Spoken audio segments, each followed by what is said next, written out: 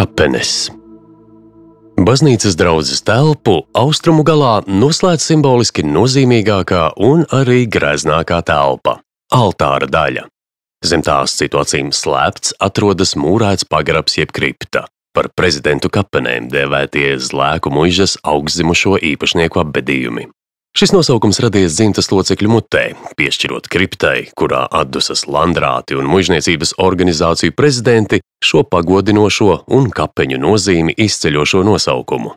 Lai sargātu aizgājēju mirstīgās atliekas no vandālisma, jau kopš seniem laikiem iekļūšana kapenēs bija iespējama tikai pa baznīcas draudzes telpā zem grīdas iepratim kancelei izmūrētām kāpnēm, kas ir pārsaktas ar smagu dēļu vāku un māla flīzēm. 1648. gadā kapeņu velvēs zem baznīcas grīdas greznā alvas sarkofāgā tika guldīts tās cēlājs Friedrichs von Bērs.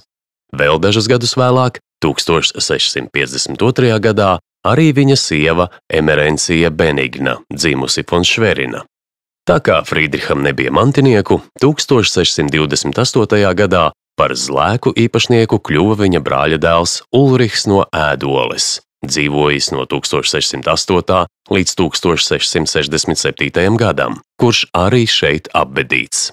1985. gada 23. jūlijā Rundāles pils muzeju speciālistu vadībā kapenes tika atvērtas, inventarizētas un zinātniski izpētītas. Kapenēs tika atrasti 25 zārki, 23 koka, 1 alvas, 1 kapara.